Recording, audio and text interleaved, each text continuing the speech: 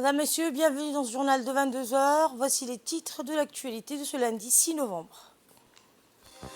L'Union des femmes djiboutiennes, l'UNFD, a organisé hier une journée de sensibilisation en faveur de la cause palestinienne à son quartier général.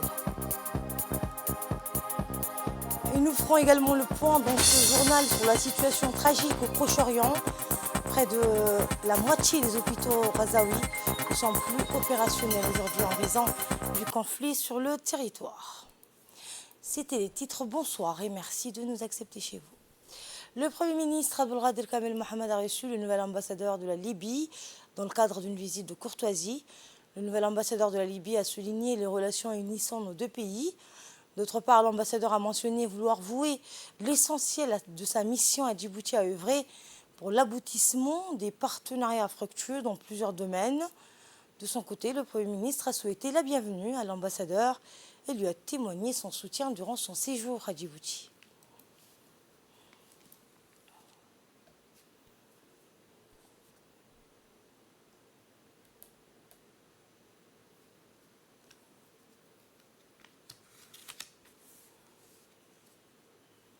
L'Union nationale des femmes djiboutiennes a organisé hier une journée de sensibilisation en faveur de la cause palestinienne à son quartier général. Cet événement a rassemblé de nombreuses personnalités, dont la deuxième vice-présidente de l'Assemblée nationale, la ministre des Affaires sociales, ainsi que des parlementaires et des représentants de diverses associations de femmes. L'engagement de Djibouti envers la cause palestinienne est bien ancré et le pays a toujours exprimé son soutien indéfectible au peuple palestinien qui résiste depuis 75 ans à l'occupation israélienne de ces terres. En signe de solidarité, l'UNFD a mis en place une caisse de soutien pour contribuer à atténuer les souffrances endurées par le peuple frère de Palestine. L'événement a été l'occasion pour l'UNFD d'organiser une rencontre avec les femmes djiboutiennes afin de manifester leur soutien et leur solidarité envers les souffrances que le peuple palestinien endure. La situation à Gaza est particulièrement préoccupante, avec les raids israéliens qui ont atteint leur 30e jour, causant la mort de milliers de personnes. Les frappes israéliennes continuent d'avoir un impact dévastateur sur la bande de Gaza, entraînant d'innombrables pertes humaines, des destructions massives et des souffrances pour la population civile.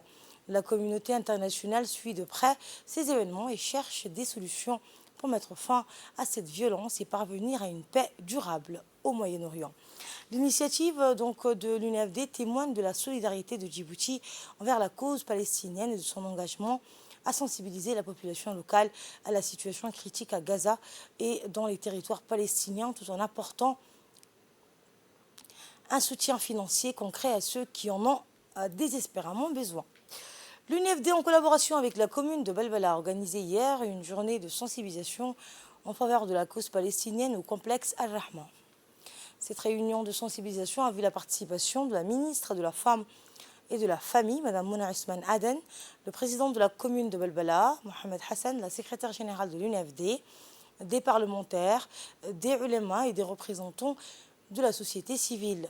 Les participants à cette réunion ont évoqué les particularités des liens historiques et l'histoire de l'exode palestinien, ainsi que de nombreuses étapes importantes que la cause palestinienne a traversées, et la marche de la lutte du peuple palestinien pour la libération, l'émancipation et la construction de son État indépendant avec Jérusalem comme capitale, ainsi que les crimes de l'occupation sioniste, en plus des développements de la scène palestinienne actuelle.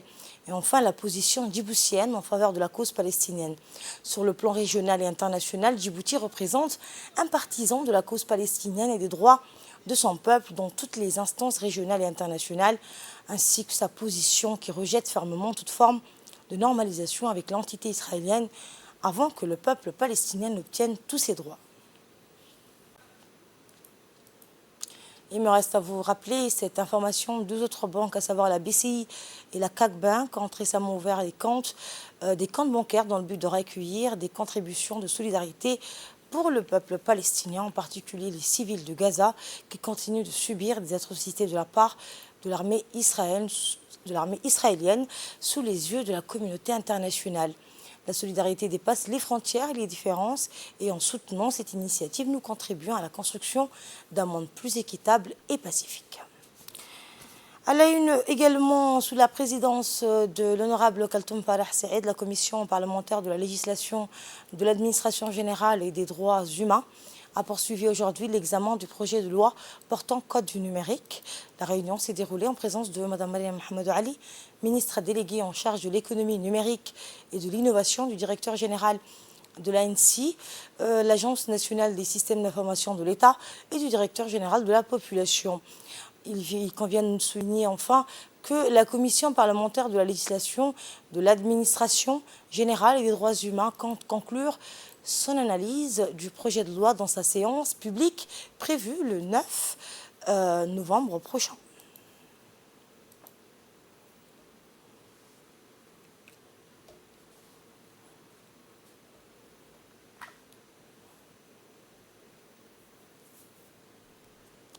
Page santé dans cette édition, le secrétaire général du ministère de la Santé, Mohamed Ali Mohamed, a donné le coup d'envoi des opérations de pulvérisation intradomiciliaire en présence de la représentante du PNUD à Djibouti.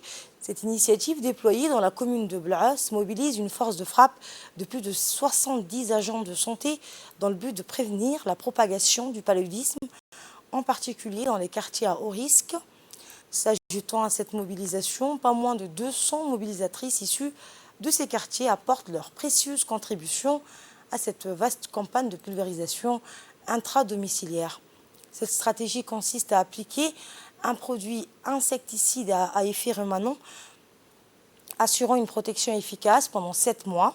Objectif, procéder à ces opérations de lutte antivectorielle sur une période de 28 jours, couvrant ainsi l'ensemble des foyers des quartiers ciblés. Cette action vise à atténuer les risques de prolifération des moustiques, particulièrement pendant les saisons pluvieuses et fraîches. En parallèle, des équipes d'agents d'hygiène travaillent sans relâche pour éliminer les gîtes larvaires présents dans les eaux stagnantes. Le ministère de la Santé lance un appel aux habitants des quartiers concernés par ce programme afin de soutenir et collaborer activement avec les agents de santé dans leurs efforts.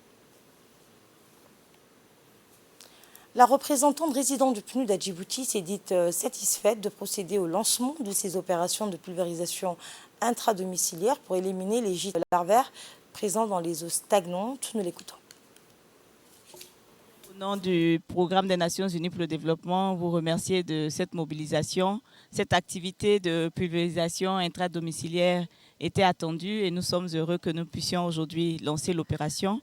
C'est une opération que nous menons ensemble, Monsieur le Secrétaire Général, chaque année parce que nous voyons l'impact positif que cela a sur la baisse des gîtes larvaires et nous pensons que ça contribue effectivement à la lutte contre le palu. Donc, je voudrais remercier le ministère de la Santé pour la qualité du partenariat, remercier tous les acteurs mobilisés, les agents pulvérisateurs, les superviseurs, les gens qui vont aller dans les domiciles et toutes les familles qui vont accueillir ces agents et souhaiter beaucoup de courage à tout le monde et bravo. Merci. Cette initiative témoigne de l'engagement du ministère à assurer la santé et le bien-être de la population en réduisant les risques de transmission du paludisme dans les zones à risque. Le secrétaire général du ministère de la Santé, Mohamed Ali Mohamed, a lancé un appel à la population pour soutenir cette campagne. On l'écoute. Pour procéder au lancement des activités de pulvérisation intradomiciliaire, nous remercions le PNUD qui nous accompagne dans ces activités. Les équipes sont mobilisées, les équipes du ministère de la Santé, la société civile, la police, la gendarmerie pour mener à bien ces activités. La commune de Boulaos est la commune la plus touchée par ces flambées épidémiques. Plusieurs quartiers sont concernés par ces activités. Nous ne pouvons qu'encourager les équipes qui vont aller sur le terrain parce que c'est un exercice difficile et nous demandons à la population de les accompagner, de collaborer avec ces équipes parce qu'ils vont aller dans les maisons, ils vont rentrer maison par maison et donc nous demandons à la société civile de les accompagner, de les aider, de leur ouvrir les portes et de faire tout pour que ces opérations réussissent. Nous leur disons bon courage et bon travail. Dans le reste de l'actualité, le palais de justice a abrité aujourd'hui une cérémonie de prestation de serment de 3 nouveaux inspecteurs d'État de l'inspection générale de l'État. Cette cérémonie s'est déroulée au cours de l'audience solennelle de la Cour d'appel, présidée par la première présidente de la dite cour, Nima Ali Al-Sameh, en présence du procureur général, Jamal Souleyman, et de l'inspecteur général de l'État, Hassan Issa Sultan. Ces 3 nouveaux inspecteurs d'État ont été nommés par décret présidentiel le 15 juin dernier et sont respectivement Amir Abdurrachid Idriss, Mahmoud Mohamed Hussein et Moubarak Mahmoud Ibrahim. Ces inspecteurs d'État se sont engagés à accomplir leurs fonctions avec impartialité, intégralité et d'observer en tout la réserve, l'honneur et la dignité que cette fonction impose dans le respect de la Constitution, des lois et des règlements de la République. Rappelons aussi que les prérogatives de l'inspection générale de l'État sont de promouvoir la bonne gouvernance, la transparence, de s'assurer de la bonne gestion des affaires publiques et la lutte contre la corruption, d'optimiser les pratiques des organisations publiques. Elle est rattachée à la présidence de la République. L'inspection générale de l'État opère sous l'égide de la présidence de la République, veillant ainsi à ce que les intérêts de l'État soient protégés et que les rouages de la gestion publique soient scrutés de près. Écoutons un extrait du discours du procureur de la République. Mademoiselle Amira Abdurrachid Idriss, Monsieur Mahmoud Mohamed Hussein, Monsieur Moubarak Mahmoud Ibrahim. Les jeunes récipiendaires ont été nommés par décret présidentiel en date du 15 juin 2023, inspecteurs d'État au sein de l'inspection générale de l'État. Madame la Présidente, comme c'est souvent le cas dans les métiers d'autorité ou régaliens, la prestation des serments est un moment important lorsque la loi le prévoit pour ce genre de métiers. Comme dans d'autres métiers, en tant qu'inspecteur d'État, la loi prévoit plusieurs conditions pour arriver à ce stade-là. Le plus important sont d'abord, pour arriver à être nommé inspecteur d'État, vous devrez avoir un minimum universitaire, en jurant de remplir fidèlement vos fonctions dans le respect de la Constitution et des lois. Vous avez fait un processus des études universitaires. Vous avez ensuite été nommé par décret par le président de la République de Djibouti et vous allez prêter serment devant la cour d'appel. Et je vous amène au Japon, cette fois où le colonel Wassem al-Brodeh, commandant de la garde-côte djiboutienne, a pris part à la 3e édition du sommet mondial des gardes-côtes qui s'est tenu à Tokyo. Ce sommet co-organisé par la garde-côte japonaise et la Fondation Nippon a réuni des responsables des gardes-côtes de 96 pays, régions et organisations et a été inauguré par le Premier ministre japonais qui a réservé donc un accueil chaleureux aux délégations. Le colonel Wassem al-Brodeh a échangé durant le sommet avec ses homologues sur les enjeux maritimes auxquels font face les gardes-côtes du monde entier, tels que la sécurité maritime, la paix, la protection de l'environnement marin, le changement climatique, la pêche illicite et la criminalité organisée. Le commandant de la garde-côte djiboutienne a réaffirmé l'importance de la coopération internationale entre les gardes-côtes basée sur le respect du droit de la mer et de la règle de droit. Il a souligné le rôle de la garde-côte djiboutienne dans la sécurisation des eaux de la région, notamment le détroit de Bab el-Mandeb, le golfe d'Aden et l'océan Indien, qui sont essentiels pour le commerce mondial et le développement régional.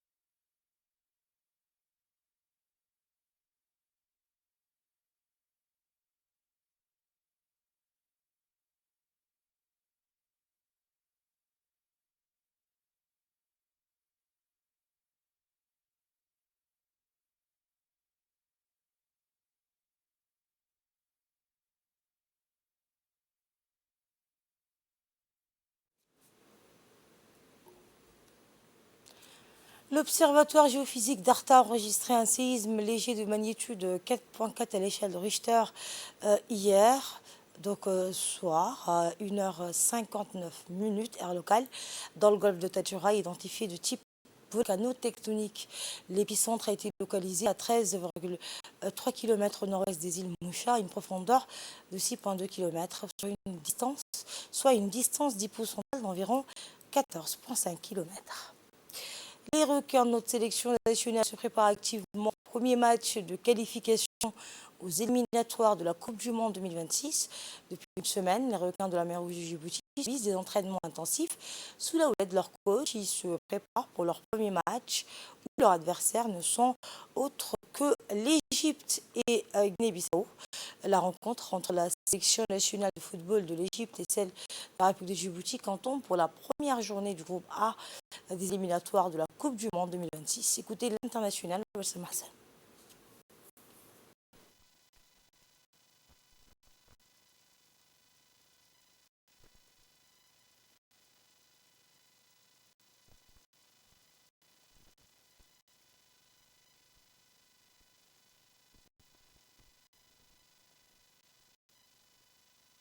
Donc nous sommes en préparation pour les deux matchs à suivre en Égypte.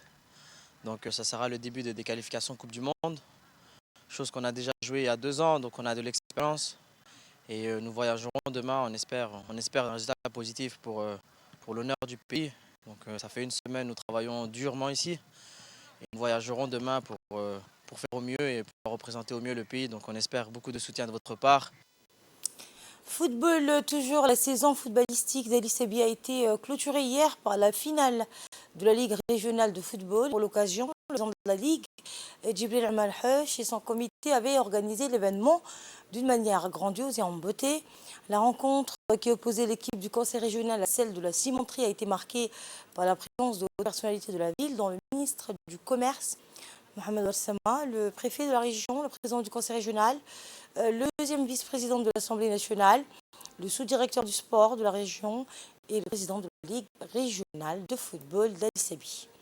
Après un match époustouflant, dans la première partie, c'est soldé par 0-0. L'équipe championne de la saison, l'équipe de la cimenterie, s'est fait battre par l'équipe du conseil régional par 1-0. Du côté du football féminin, l'équipe championne fut la formation de l'UNFD, ainsi que le vice-président.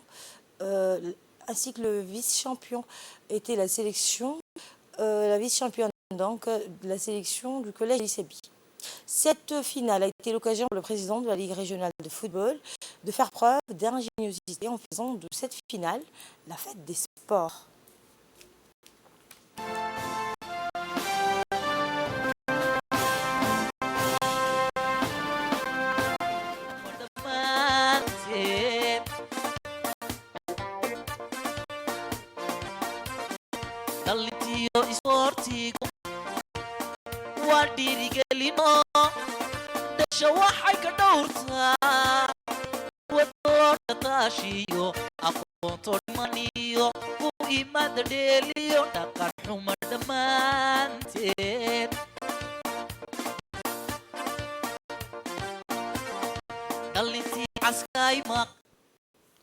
Et après les rencontres, la cérémonie de clôture de la Ligue régionale de football s'est conclue par la remise des trophées aux heureux vainqueurs.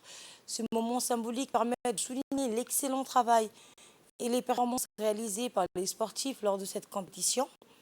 Cette initiative est essentielle pour promouvoir le sport et encourager le développement des talents dans la ville. La tenue de cette compétition permet aux sportifs de se mesurer les uns aux autres et de se dépasser, de se faire connaître auprès du public et des responsables sportifs. La Ligue régionale de football d'Ali Sebi a été un véritable succès et a permis de mettre en valeur le talent et la compétitivité des sportifs. Écoutez le préfet de la ville, Abdelmalik Mohamed Benoïta.